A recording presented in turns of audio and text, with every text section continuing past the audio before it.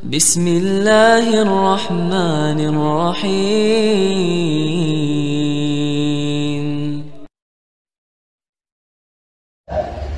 Afwan Pak Ustaz, siapa orang yang memimpin tahlilan dan yasinan di saat wafat Rasulullah SAW?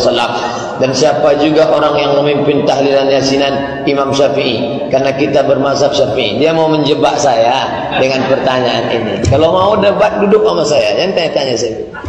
Duduk sama saya, bawa kitab, saya bawa kitab saya. Duduk sama saya. Yang pancing-pancing saya begini. Udah saya tulis buku 37 masalah populer itu lebih setahun. Kenapa tak kalian bantah-bantah? Bantah! Datang saya. Yang pancing-pancing saya. Saya orangnya masih muda lagi. Suka kepancing.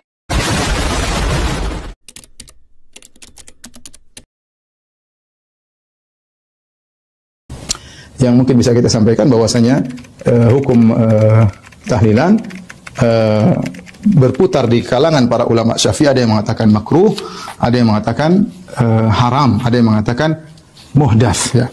Kalau saya perhatikan dari perkataan para ulama Syafi'iyah, saya cenderung maksud mereka dengan makruh adalah haram, ya. Allah alam bisawab, apalagi itu yang dipahami oleh Zakaria Al-Ansari, bukan Muhammad saya sekedar menukil, ya. Karena mereka mengatakan bid'ah mungkar. Bid'ah mungkar apa? Bid'ah yang mungkar ya haram. Memang ada makruh yang mungkar enggak mungkar. Mungkar itu haram, ya. Bid'ah mungkarah, ya. Kemudian juga meskipun Imam Syafi'i mengatakan kata makruh, namun kita tahu bahwasanya dalam lafal Imam Syafi'i sering mengatakan makruh namun maksudnya haram. Jadi ini banyak. Imam Syafi'i sering mengatakan perkataan makruh namun maksud beliau adalah haram, ya.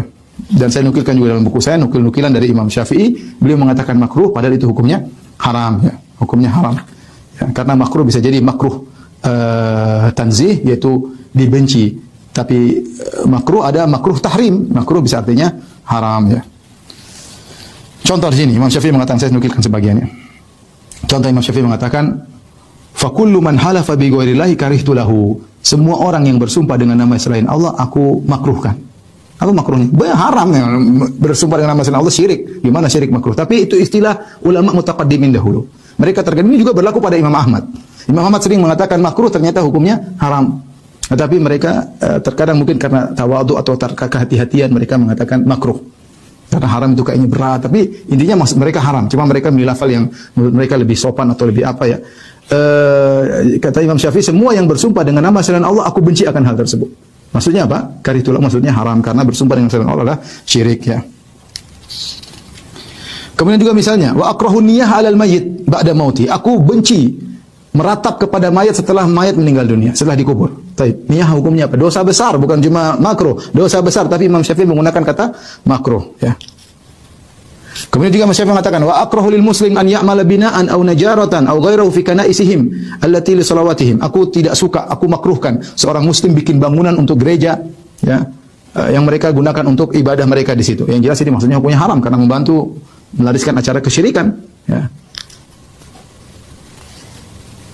Demikian juga, ya. Perhatikan Imam Syafi'i mengatakan wa akrahu lil muhrim an yakhtuba ala ghairihi. Aku memakruhkan orang yang sedang ihram untuk berkhitbah kepada selainnya, ya. Kama akrahu lahu an yakhtuba ala nafsihi.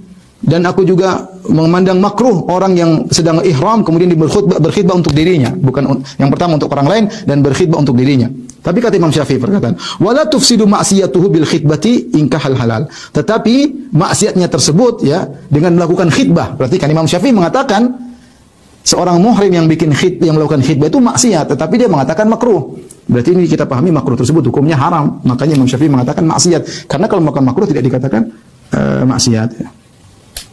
Demikian juga Imam Syafi'i mengatakan, ya, Syirazi, ya, qala al-musannif rahimahullah, demikian juga diikuti oleh ulama yang lain, Syirazi. Wa yukrahu isti'mal awani dhahabi wal fiddah, dan dimakruhkan menggunakan bejana dari emas dan perak. Hukumnya haram. Kemudian Imam Nawawi berkata, wa hal yukrahu karah tanzi' tahrim, ya, apakah ini makruh atau haram, ya. Yang benar bahwasanya perkataan Imam Syafi'i jadid dalam pendapatnya yang baru, yukrahu karahatut tahrim, maksudnya haram. Jadi terkadang lafalnya makruh tapi maksudnya haram, ya. Dan banyak, ya. Saya nukilkan banyak hal-hal yang di mana Imam Syafi'i mengatakan makruh tapi maksudnya adalah haram, ya. Dan Imam Nawawi berkata, wa qalu wa muradu Syafi'i bil karahati karahatu tahrim. Dan Imam Syafi'i ketika mengatakan makruh maksudnya hukumnya adalah haram, ya. Baik.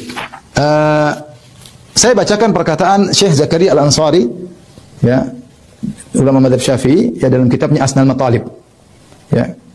Beliau wafat pada tahun 926 Hijriah. Beliau berkata, wa yukrahu, ini pakar ulama Syafi'i, ya, ahli. Beliau berkata, wa yukrahu li ahli ay al-mayyit ta'amun ay sun'u ta'amin yajma'una alaihi nas. Dan dimakruhkan, perkataan makruh. Dan dimakruhkan bagi keluarga mayat untuk bikin makanan dalam rangka mengumpulkan orang-orang untuk makan di situ. Ya.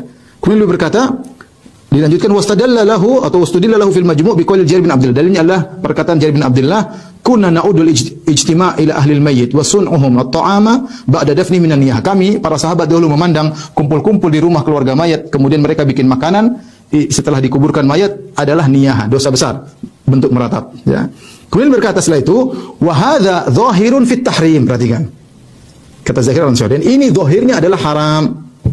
Zahirun fit tahrim, apalagi hanya sekadar makruh, apalagi bid'ah, ini semua zahirnya adalah haram. Maka wallahu alam, saya melihat dari berbagai macam dalil seakan-akan maksud daripada makruh di situ adalah haram. Apalagi tadi kita sebutkan menurut mazhab Syafi'i, acara tahlilan mengumpulkan 3 makruh. Pertama makruh takziah setelah 3 hari, kemudian makruh ahlul bait ngumpul untuk menjamu tamu. Yang ketiga makruh bikin makanan. Ketiga makruh ini kalau digabung ya jadi haram wajar, ya.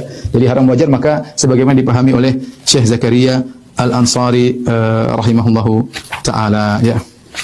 Taib, ini saja kira-kira yang mungkin bisa saya sampaikan, ya, kepada para jamaah, bahwasanya tradisi ini adalah tradisi yang makruh atau haram, ya, tergantung dipahami dari perkataan ulama Syafi'iyah. Dan namanya makruh, kalaupun makruh maka hendaknya kita tinggalkan karena meninggalkannya dapat pahala. Apalagi sebagian ulama Syafi'iyah jelas-jelas mengatakan haram. Contohnya adalah Zakaria Al-Ansari mengatakan haram.